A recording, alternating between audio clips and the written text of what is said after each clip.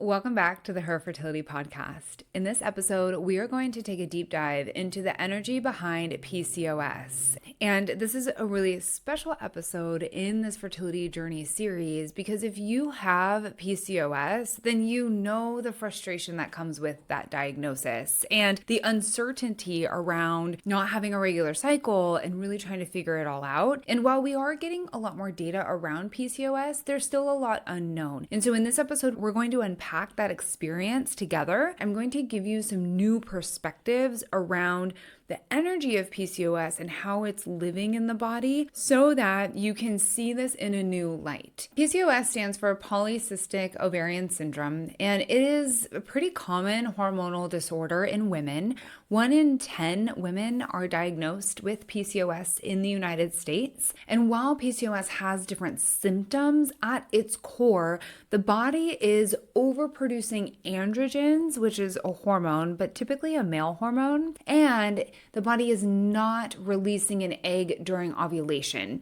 And there is typically a presence of cysts on the ovaries that can be seen in an ultrasound. And it's typically those cysts that are part of the prevention of releasing an egg during ovulation. And when you're not releasing an egg during ovulation, then you're not having a complete cycle. And so many women with PCOS have irregular cycles. Maybe you have a few periods a year, or you just have different lengths between your cycles. And this is part of the frustration around a PCOS diagnosis because it is not something you can anticipate or predict. And often when working with your provider, you're waiting to get your period before you take next steps, but you don't know when that's going to be because you have PCOS.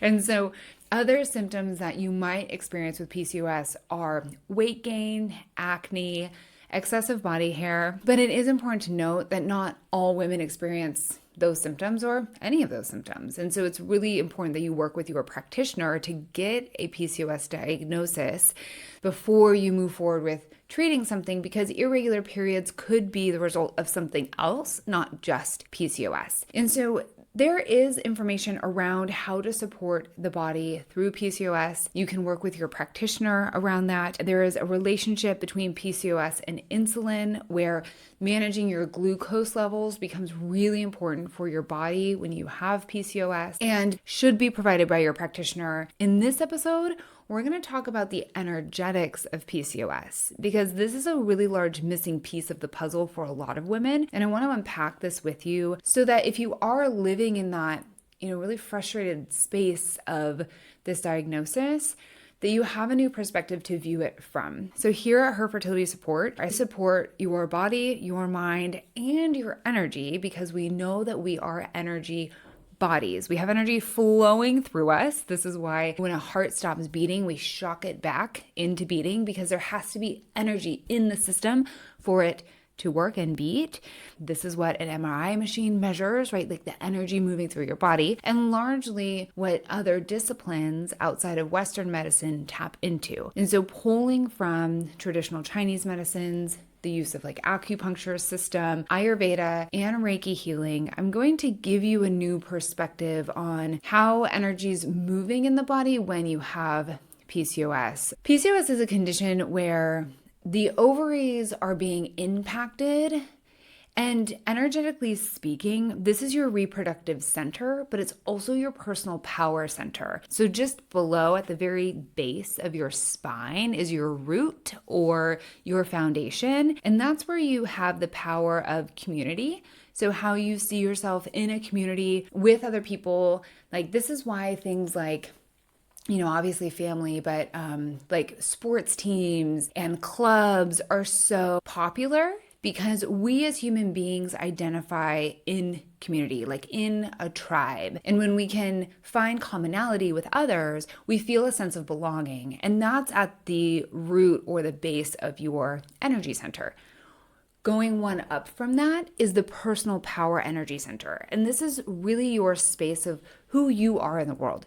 There's nobody else like you. And it's your sense of who you are, your relationship with yourself, but also then who you are in relationship to other individuals. So individual relationships like your partner, or the individual relationship you have with your mom or your dad or your best friend or whoever, who you are bringing into that relationship is coming out of this energy center. And there is a lot at play here, energetically speaking, that can get cloudy because especially today as of recording this video, there is a lot around who we are in the world and who we think we should be. With the rise of social media and really putting ourselves out into the world on a screen and for really anybody to see, there's a lot of attention that wasn't always there around who we are or who we're trying to be. So if you can stay with me in this lane, if we think about PCOS being the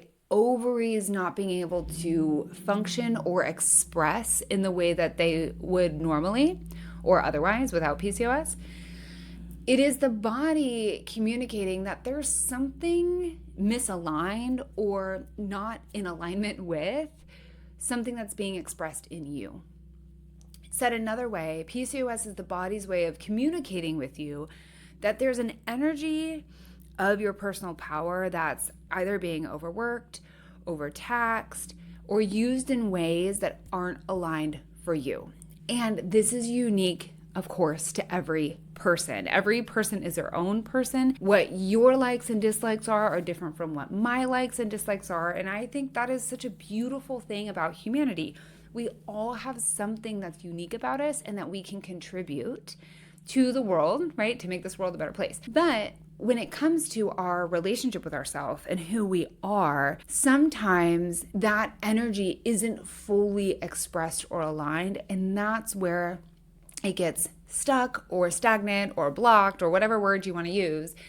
And the body is responding to that. There are some really cool books around how the body manifests energy that's stuck in it. One is Anatomy of the Spirit by Carolyn Mace. Another is The Body Keeps the Score, which we've talked about on this podcast. We can all understand just in, the day-to-day rhythm of life, like when we feel a certain way, our body responds. So if you see someone who's feeling sad, they're physically going to look a different way from somebody who feels really happy. And this is just a physiological response to an emotion.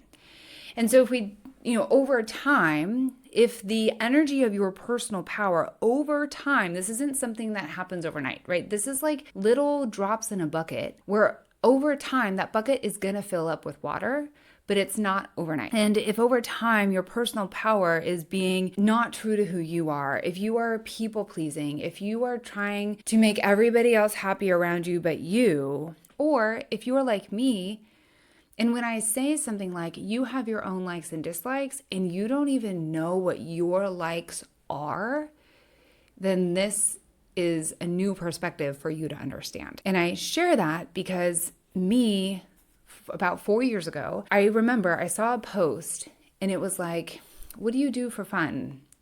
Or something about hobbies. And it really hit me. And I was like, wow, I don't have any hobbies. Like, I don't know what I do for fun. I do things throughout my day. My day is full of things to do. But are any of them things I'm choosing because I have fun doing them? No. And it led me on this path of personal self-discovery where I was like, wow, what does bring me joy? What do I do like to do for fun? And a lot of this, of course, as most things do, stems from my childhood. But in adulthood, I now have the power to choose what brings me joy and what I want to do with that. And so if you are at all like me and you're hearing this and you're like, yeah, I don't know what brings me joy.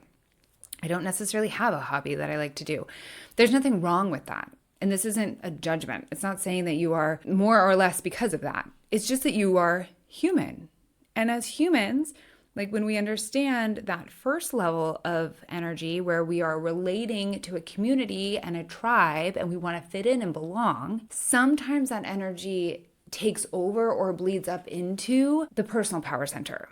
And we lose ourselves because we never really discovered what it was or who we are. We never really took the time to ask ourselves, what do I like? Maybe you learned people-pleasing habits, or you found that it was easier to get along with things and people when you were pleasing, right? All of this is to offer you a new perspective around your PCOS diagnosis, which is a really frustrating diagnosis to have, especially when you want to get pregnant. And I've had the honor of supporting people one-on-one and also inside the Fertility Frequency Collective with the energy around this, because it can feel really frustrating and really like an attack on you. Some of the members inside the collective will say, it just feels like my body isn't doing what it was designed to do. And I feel so disconnected from like what makes me female and feminine. And so if that's you, there is nothing wrong with you. Your body does want to do its thing, right? Like it does want to ovulate. It is trying. And when we can see this new perspective around the energy of PCOS, we can stop self-sabotaging and self-guilting ourselves and start stepping into ways that we can find our personal power again. And this is why the tools inside the Fertility Frequency Collective are so powerful, because the members coming in are finding ways to say yes to themselves for maybe the first time ever. And to give themselves, the 5, 10, 12 minutes of an audio that's going to support their nervous system and their mind. And it feels like they're finally saying yes to them. And if that's you, I so hope that you find some ways to start saying yes to you and consider joining the Fertility Frequency Collective, which is my collection of resources for you if you are navigating infertility, PCOS, or just want to get pregnant.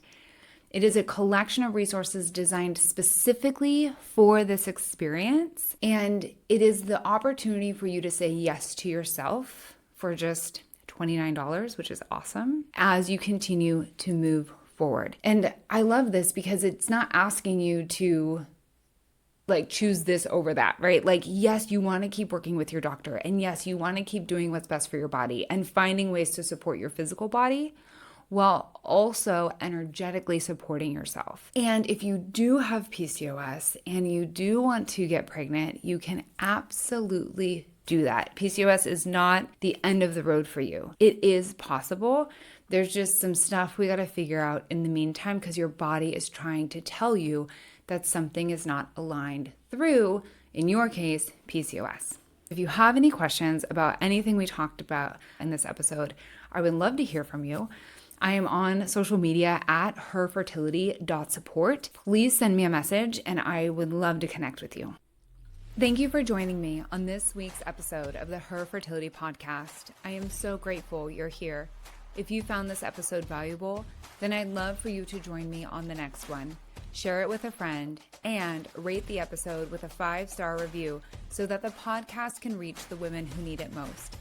If you have any questions about what you just heard, please connect with me on social media at herfertility.support. Find the right type of support for your fertility journey in the show notes below.